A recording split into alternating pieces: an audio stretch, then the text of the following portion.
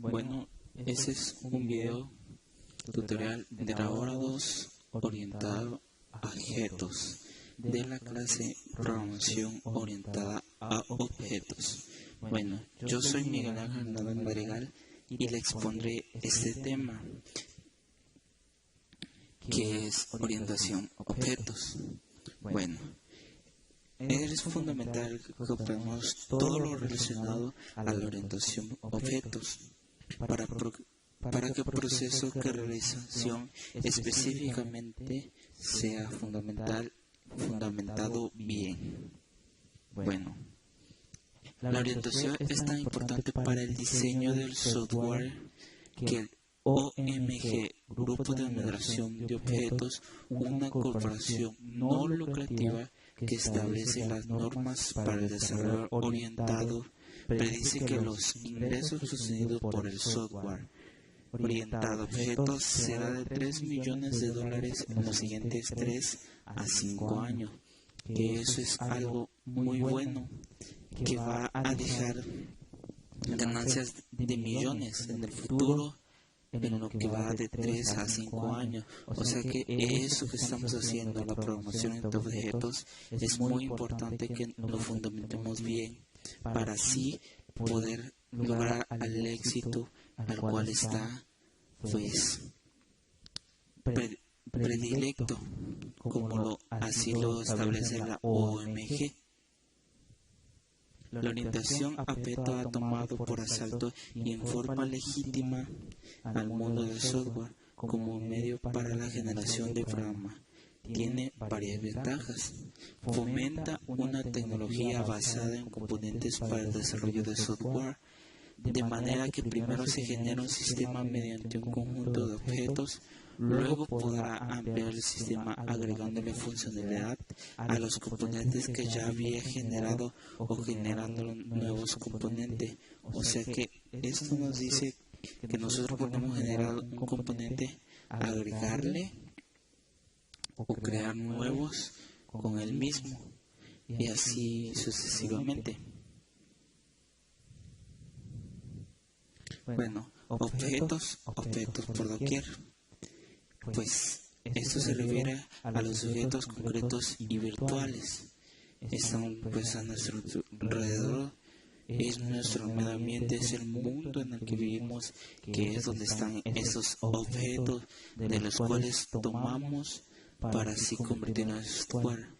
En los softwares actuales pues lo que hacemos es simular lo que hay en nuestro medio ambiente, que son esos objetos. Cualquier cosa que esté a nuestro alrededor, eso lo simula la programación orientada a objetos. Eso es lo que los softwares actuales deben hacer para poder darle un realismo a las cosas que podamos utilizar en el software.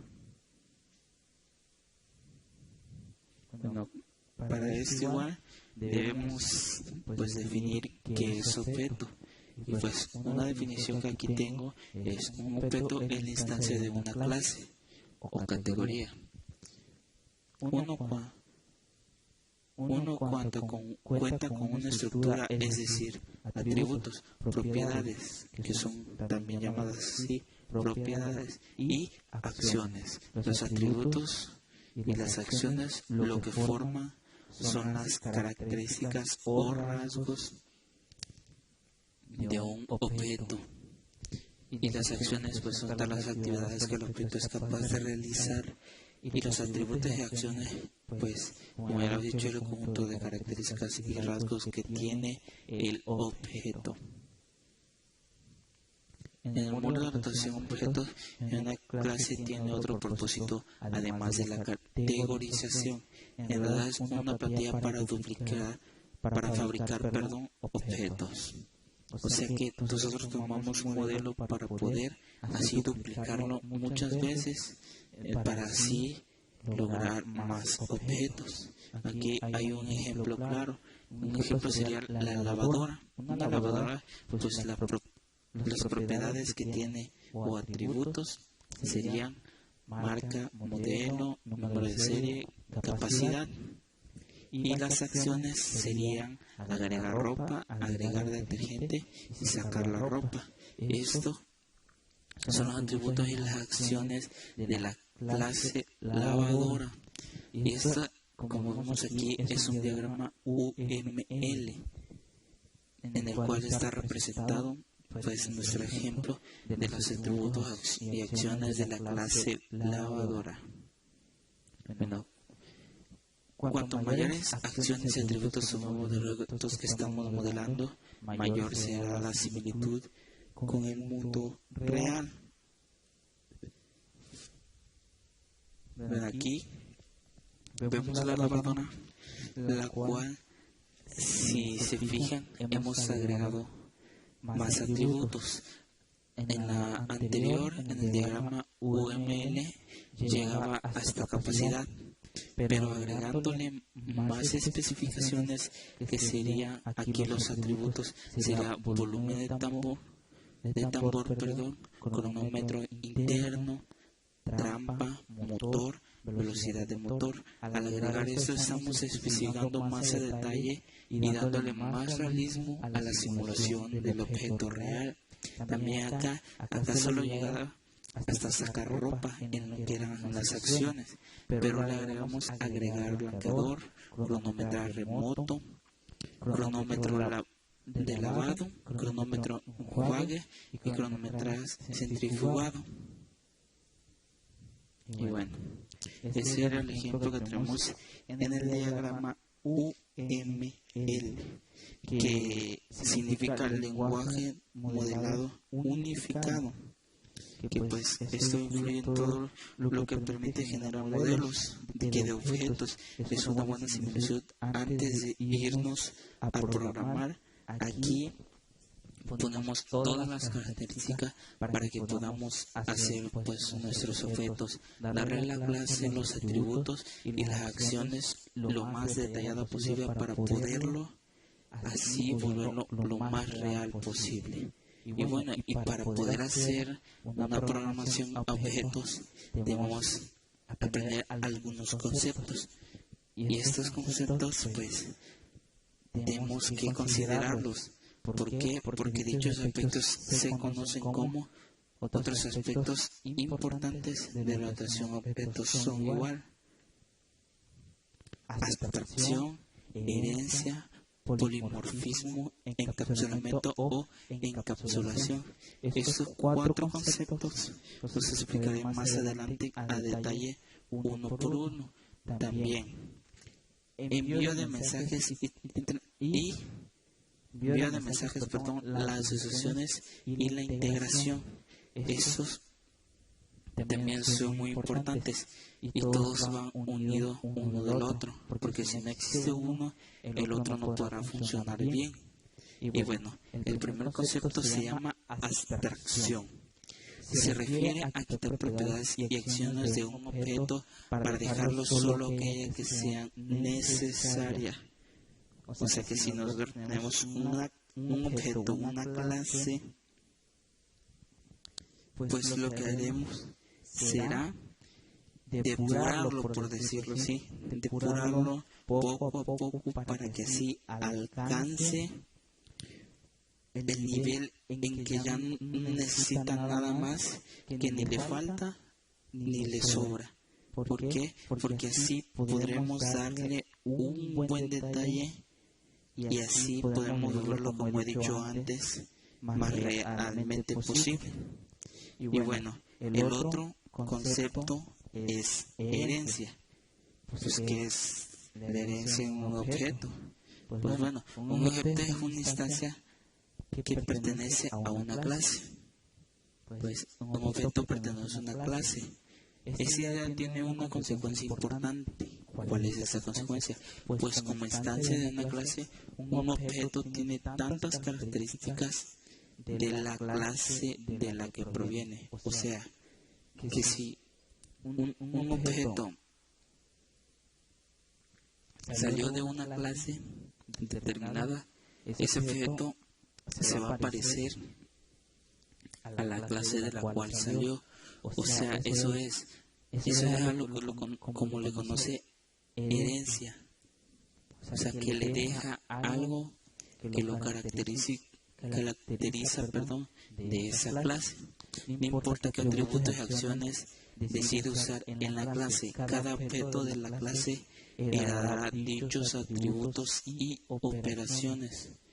Como por ejemplo, si vamos a la lavadora, pues en la lavadora le marcamos modelo, el número de serie y todo lo que ya habíamos dicho antiguamente. Si fabricamos otra lavadora, será de esa misma clase, otro objeto diferente, pero heredará todas las acciones y características de la primera, que es su clase. Y bueno, un objeto no solo hereda una clase, sino también que una clase puede heredar de otra. O sea, ¿cómo es esto? Los lavadores, refrigeradores, hornos, microondas, tostadores, lavaplato, radios, licuadoras y plancha son clases y forman parte de una clase más genérica llamada electrodomésticos.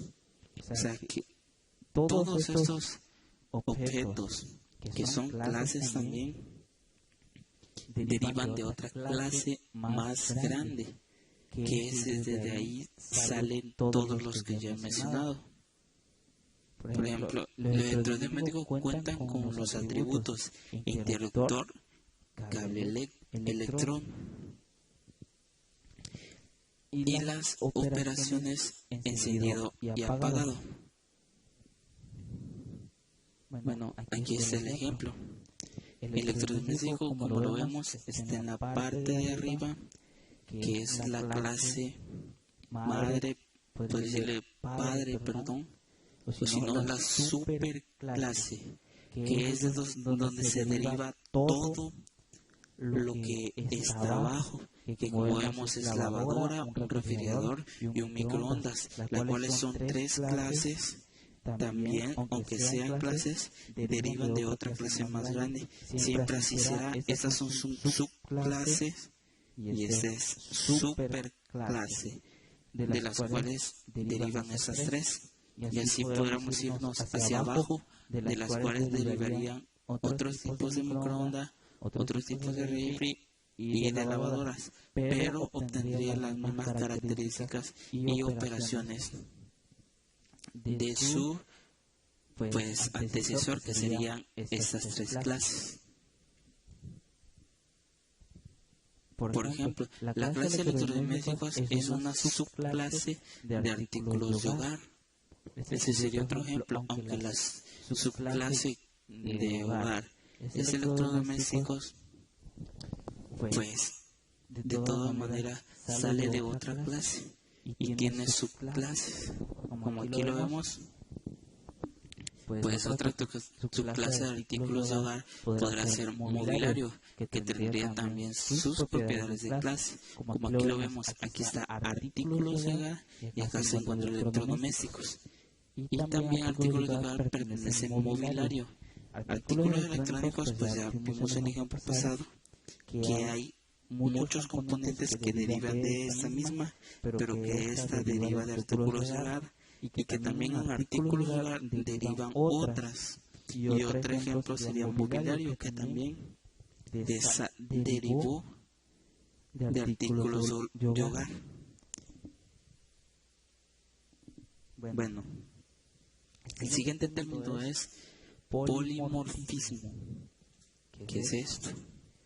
Bueno, en ocasiones una operación tiene el mismo nombre en diferentes clases. Por ejemplo, para abrir una puerta, una ventana, un periódico, un regalo o una cuenta de banco. En cada uno de sus casos realizará una operación diferente. En orientación objeto, cada clase sabe cómo realizar tal operación. Eso es polimorfismo. O sea que una misma acción en cada objeto hace cosas diferentes. ¿Por qué? Porque no es lo mismo abrir una ventana a abrir una puerta o abrir un regalo. La ventana en este ejemplo se alza hacia arriba. La puerta aquí se jala y el regalo se destapa hacia arriba. Pero en las tres estamos haciendo una misma acción, que es la que tenemos acá, que es abrir. Pero es diferente la función que tiene cada una. Es diferente, aunque es la misma palabra, exactamente lo mismo, pero con consecuencias pues diferentes al final de todo. Bueno, encapsulamiento. En esencia, la esencia del encapsulamiento o encapsulación es cuando un objeto trae consigo su funcionalidad, esta última se oculta. O sea, como que nosotros tenemos algo, armamos un componente y ese componente traerá sus funciones ocultas. Solo se mostrará el exterior, como aquí es el caso de la televisión. La televisión oculta sus operaciones de la persona que la ve. ¿Por qué? Porque realmente este hombre que está viendo aquí la televisión no le importa qué funciones hay dentro de la misma, sino que solo le importa lo que sale en la pantalla.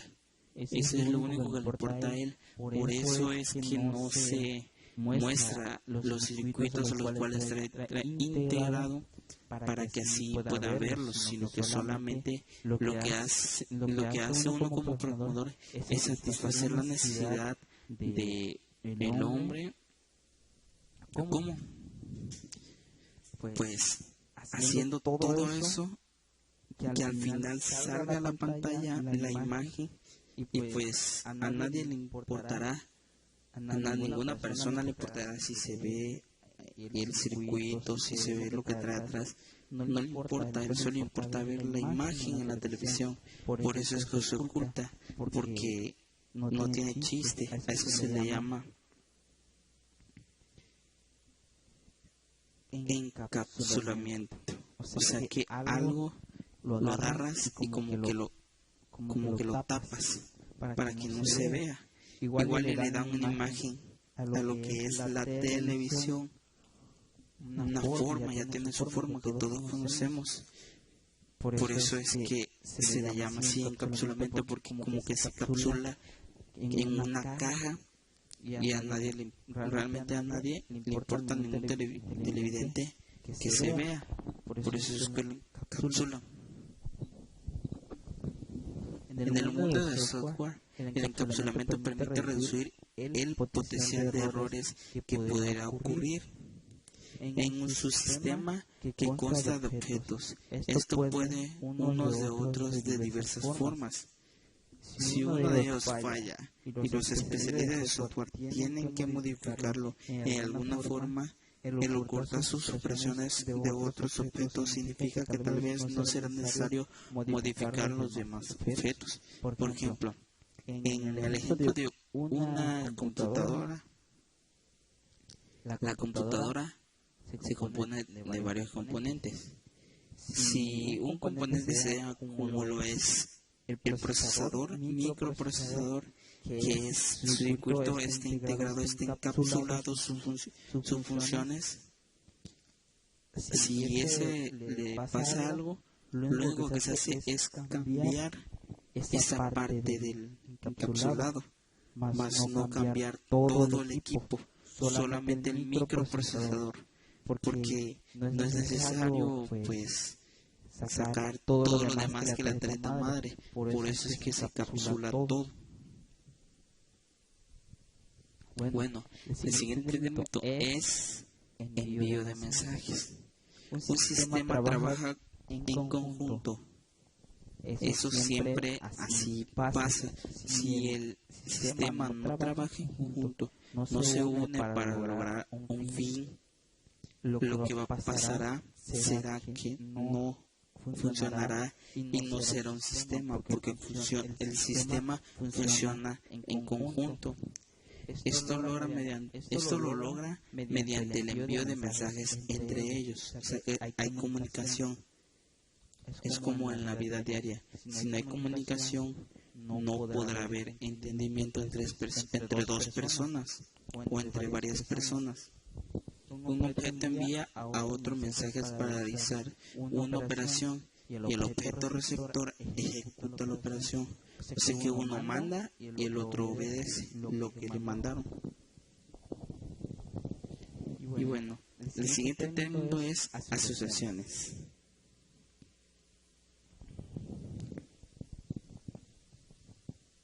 Pues otro acontecimiento común es que los objetos se relacionan entre sí de alguna forma. Como aquí vemos, el hombre pues se está relacionando con el televisor, pues está enviando una imagen de encender. Esos dos están comunicando, enviando un mensaje y también están relacionados.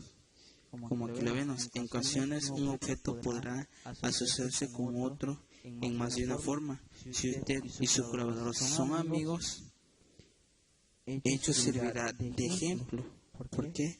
Porque usted tendrá una asociación, es amigo de, así como es colaborador ¿de quién? De la otra persona. Por ejemplo, aquí vemos los dos, es colaborador de, es amigo de, porque los dos son amigos. Tom es amigo de Bill y Bill es amigo de Tom. Y al mismo tiempo es colaborador uno del otro. Están asociados. A eso se le llama el asociamiento, cuando los dos están trabajando en armonía, cuando los dos están trabajando juntos. También una clase puede asociarse con más de una clase distinta. Una persona puede viajar en automóvil, pero también puede viajar en autobús. O vemos aquí el ejemplo de Tom y Bill. Esa es una asociación doble. Y aquí dice multiplicidad o diversidad. Es un importante aspecto de las asociaciones de objetos. Indica la cantidad de objetos de una clase que se relaciona con otro objeto en particular de la clase asociada. O sea, cómo se relacionan. La diversidad de relación que hay, ya sea dos, como el ejemplo de Bill y Tom, o también una persona que quiere bajar en auto o en autobús. Hay una doble relación en el cual entra. Y bueno, ese es otro término muy importante en lo que es un sistema, la agregación. Son los objetos que se unen uno a otro u otros objetos en una clase para formar otro objeto. O sea que es la unión de muchos para uno solo. Por ejemplo, aquí, ese es muy claro. Una computadora es una agregación, adición, otro tipo de asociación entre objetos. Como muchas otras cosas que valdrán la pena tener en un computador, está construido de diversos tipos de componentes. Pues ¿cuáles son? Pues como aquí vemos, está la pantalla, esta es la unidad de CD, estas son las bocinas, que vemos una del otro lado y esta de este lado. Este es la caja en donde va todo el CPU, es el cascarón que va por fuera. Y aquí está el CPU, que es lo que lleva dentro. Al ponerle esto, se arma. Aquí vemos el mouse, y aquí vemos el teclado, el cual si lo unimos tenemos una computadora completa y armada. Eso es a lo que se refiere este término. Un tipo de agregación trae consigo una estrecha relación entre un objeto agregado y sus objetos componentes. O sea, objeto agregado y sus objetos componentes, o sea, lo que le vayas agregando y el objeto que se genera de todos esos componentes. A esto se lo conoce como composición. Se está compuesto de varias cosas. El punto central de la composición es que el componente se considera como tal solo como parte del objeto compuesto. O sea, que solo se considera si está unido. Si está separado realmente no se considera como tal. ¿Por qué? Porque en el caso de la computadora, si un mouse no está unido a él, pues realmente el mouse no tiene funcionalidad porque está creada para eso, para estar en el computador. Otro ejemplo sería una camisa. Está compuesta de un cuerpo, cuello, mangas, botones, ojales y puños. Pero si nosotros quitáramos el cuerpo de la camisa, el cuello ya no serviría. ¿Por qué? Porque no había dónde montar el cuello. Y bueno, o en ocasiones un objeto compuesto no tiene el mismo tipo de vida que sus propios componentes. O sea, el componente que está formado, en el cual se unieron, no tiene el mismo ciclo de vida que los que se unieron a él. Un ejemplo claro sería las hojas de un árbol, que pueden morir antes que el árbol. ¿Por qué? Porque si le cortas una hoja del árbol, se cae o le pasa algo, pues muere. Y el árbol sigue igual. Pero si se destruye el árbol, se tala, se quema o lo que sea que se le haga, también las hojas morirán. Eso es muy importante entenderlo. ¿Por qué? Porque si cortas la raíz, si cortas lo principal, lo que está unido muere con lo principal. Pero si cortas lo que es secundario, como en el caso del árbol, que es una hoja, muere la hoja, más no la raíz, que es el árbol. Que el árbol como tal es el tronco, es todo lo que viene de abajo de la tierra. Y las hojas solo son adiciones al árbol. Y por último tenemos el término la recompensa. Los objetos y sus asociaciones forman la columna vertebral de la funcionalidad de los sistemas. Para modelarlos necesitará comprender lo que son las asociaciones, o sea, como las uniones de los componentes. De eso se trata un sistema al cual está asociado por todos sus componentes para formar uno solo y así dar lo que se necesita. Bueno, si esta consiste en los disponibles tipos de asociaciones, tendrá una amplia gama de posibilidades cuando hable con los clientes respecto a sus necesidades, obtendrá sus requerimientos y creará los modelos de los sistemas de los que ayudarán a cumplir con sus retos de negocios. O sea, que nosotros como programadores orientados a objetos o cualquier tipo de programación debemos adaptarnos a lo que el cliente dirá. Nosotros no podemos proponer. ¿Por qué? Porque nosotros buscamos sus necesidades. Pero nosotros debemos ser, respecto a eso, debemos sacar la solución. Así obtendremos sus requerimientos y pues podemos crear ese modelo de los sistemas que nos ayudarán a cumplir con sus retos de negocios. O sea que nosotros debemos cubrir las necesidades, pero ¿cómo? Dando un análisis, usando los términos los cuales he explicado, para así poder llegar a la solución que el cliente busca. Porque nosotros como programadores eso buscamos, eso debemos de hacer. Que buscarle solución a las necesidades, al problema de los clientes, de las empresas. ¿Para qué? Para que puedan funcionar y puedan seguir y salir adelante. Y así nosotros podamos también seguir ganando puntos, por decirlo así. ¿Por qué? Porque entre más programamos bien, entre más lo hacemos y más usamos teoría, porque antes que la práctica, todos deberíamos tener lo que es teoría, que es esto, la teoría de la programación orientada a objetos, si es que vamos a programar orientado a objetos.